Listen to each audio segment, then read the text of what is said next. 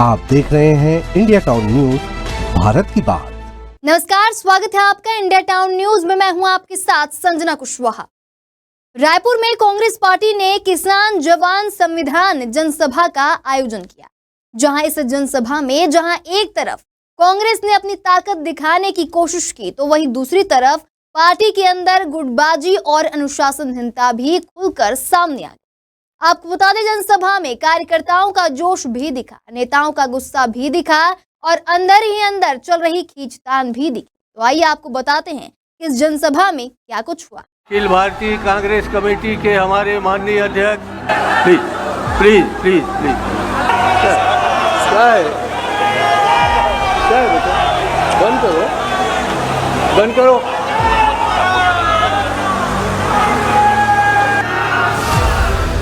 जाओ, चुप बैठो।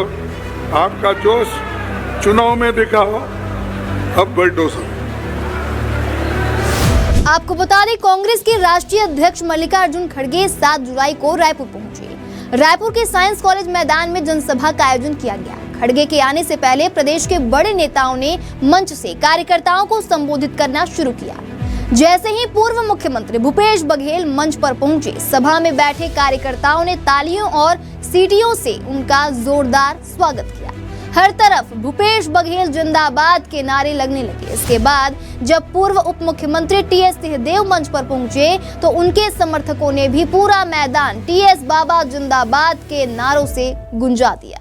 माहौल ऐसा हो गया था जैसे दोनों नेताओं के समर्थक अपनी अपनी ताकत दिखाने में लगे। उपस्थित परम आदरणीय मल्लिकार्जुन खड़गे जी, आदरणीय वेणुगोपाल जी, आदरणीय सचिन पायलट जी, आदरणीय सफल जी, आदरणीय झा जी, प्रदेश कांग्रेस कमेटी के सम्माननीय अध्यक्ष दीपक बैज जी, नेता प्रतिपक्ष सम्माननीय चरणदास जी महंत, आदरणीय भूपेश बघेल जी, सभी उपस्थित कांग्रेस के पदाधिकारी,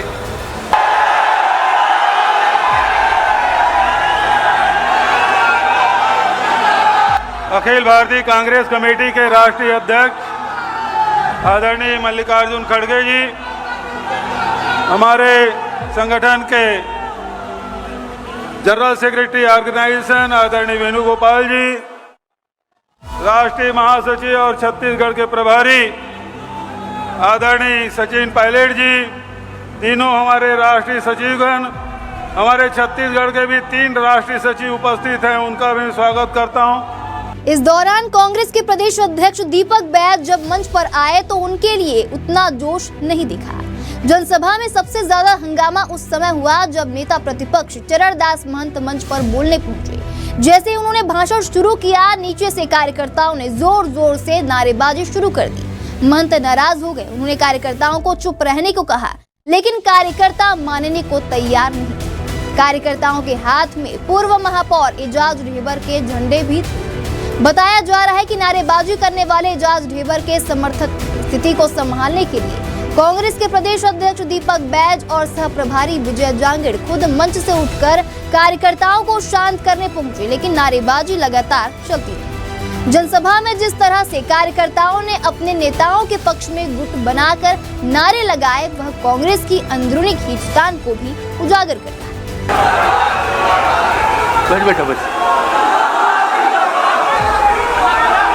अखिल भारतीय कांग्रेस कमेटी के हमारे माननीय अध्यक्ष, प्लीज प्लीज प्लीज प्लीज जो यहाँ के उनके मित्रवत व्यवहार ने सबका दिल जीत लिया है। आदरणीय हमारे दीपक बैज जी की कठिन परीक्षाएं क्या है बेटा, बंद करो।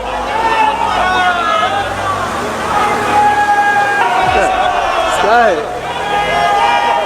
बेटा, बंद करो। वहीं भूपेश बघेल ने अपने भाषण में बीजेपी पर जमकर हमला बोला। उन्होंने कहा कि स्कूल खुल गए लेकिन किताबें नहीं आई हैं। 10,000 स्कूल बंद कर दिए गए हैं। छात्रों को शिक्षा से दूर रखा जा रहा है। किसानों को खाद तक नहीं मिल रही है। धान खरीदी का पैसा भी समय पर नहीं मिल रहा। बघेल ने कहा कि बस्तर के 35 से 40 हजार जवान पलायन कर चुके हैं। डबल इंजन की सरकार जनता को सिर्फ परेशान कर रही है। बघेल ने प्रधानमंत्री नरेंद्र मोदी पर तंज कसते हुए कहा कि इनका अभियान एक पेड़ मां के नाम है, लेकिन पूरा जंगल बाप के नाम कर रहे हैं। बघेल ने कहा कि बीजेपी बस झूठे वादे करती है, लेकिन कांग्रेस किसानों, युवाओं और गरीबों के लिए लड़ रही है। अभी ये जुलाई के महीना है, लड़का मल्ला स्कूल जाना है, स्कूल खुल गए, लेकिन कॉपी किताब नहीं मिला थे। 10,000 स्कूल बंद, मध्य प्रदेश में 5,000 स्कूल बंद, उत्तर प्रदेश में 27,000 स्कूल बंद। हमार गरीब किसान मजदूर के लइका मल्ला, अनुसूचित जाति जनजाति पिछड़े वर्ग के लइका मल्ला, गांव के रहिया लइका मल्ला शिक्षा से वंचित करे के षड्यंत्र भारतीय जनता पार्टी शासित राज्य में होते। यहाँ हमारे लइका मन के भविष्य बर्बाद करे बर आमादा है मना, वह किसान मन के भविष्य भी बर्बाद करे बर ये डबल इंजन की सरकार, ये केवल विष्णुदेव सरकार जिम्मेदार नहीं है, बल्कि केंद्र के मोदी और साफ सरकार भी जिम्मेदार है कि आज देश के किसान ला, छत्तीसगढ़ के किसान ला एक बोरी डीएपी पर तरसा दे, एक बोरी डीएपी पर तरसा दे।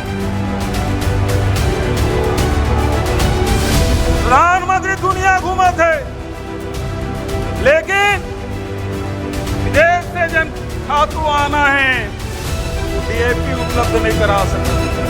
तो और विदेश घूमे था मतलब का फायदा? तो मानव उपाधि मिला थे, गाना मिला थे, और कहूँ ज्यादा वहाँ मिला थे। हमार लड़का मल्ला तो शिक्षा से दूर रखते, हमार किसान लग खातू से वंचित कर दे, षड्यंत्र करे थे हमार किसान मन के खिलाफ।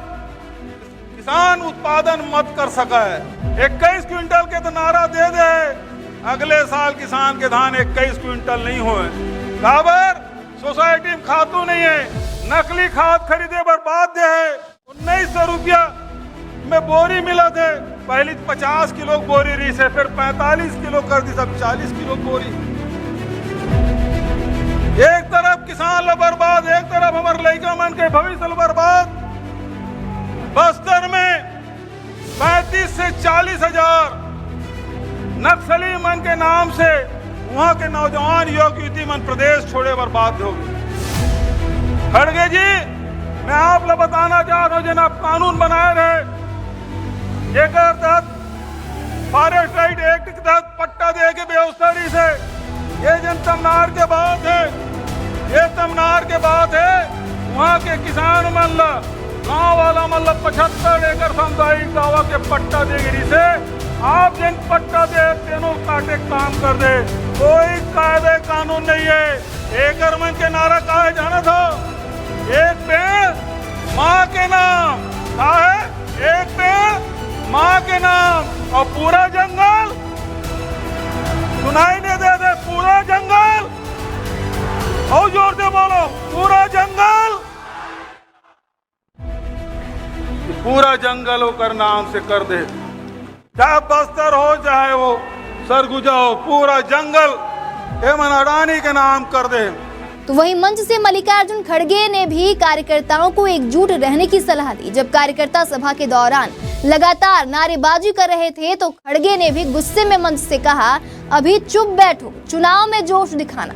खड़गे ने अपने भाषण में कहा कि बीजेपी कांग्रेस के नेताओं को फंसाने की कोशिश कर रही है, झूठे आरोप लगाकर जेल भेजना चाहती है, लेकिन कांग्रेस डरने वाली नहीं है।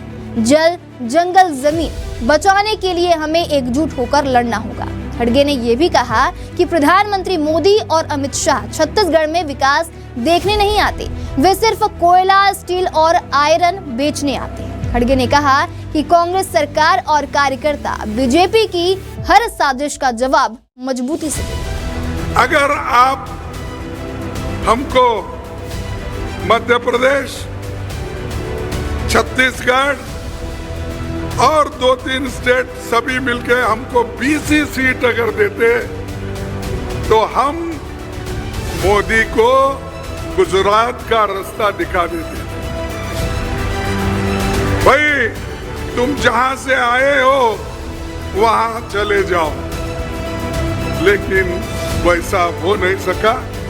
लेकिन उन्होंने दूसरों को सपोर्ट लेकर आज हुकूमत कर रहे हैं और हर जगह गरीबों को लूटने का ही काम चल रहा है।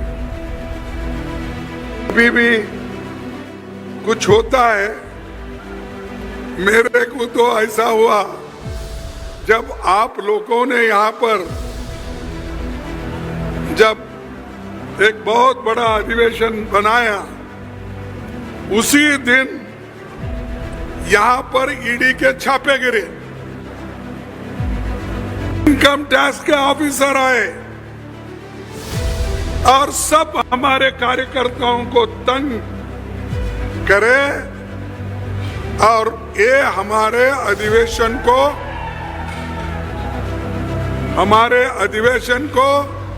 फेल करने के लिए। जरा चुप बैठो, आपका जोश चुनाव में दिखा हो, अब बैठो सब। तो वही जनसभा के बाद कांग्रेस के प्रदेश मुख्यालय राजीव भवन में पॉलिटिकल अफेयर्स कमेटी की बैठक भी हुई। इस बैठक में ब्लॉक कांग्रेस कमेटियों के पुनर्गठन को लेकर चर्चा हुई। चर्चा में सुझाव आया कि जनसंख्या और क्षेत्रफल के हिसाब से नए ब्लॉक बनाए जाने चाहिए। साथ ही बीजेपी सरकार के खिलाफ आंदोलन की रणनीति भी बनाई गई। बैठक के दौरान भी विवाद देखने को मिला। वहीं विधायक द्वारिकाधीश जब बैठक में जाने लगे तो सेवा दल के कार्यकर्ताओं ने उन्हें रोक लिया।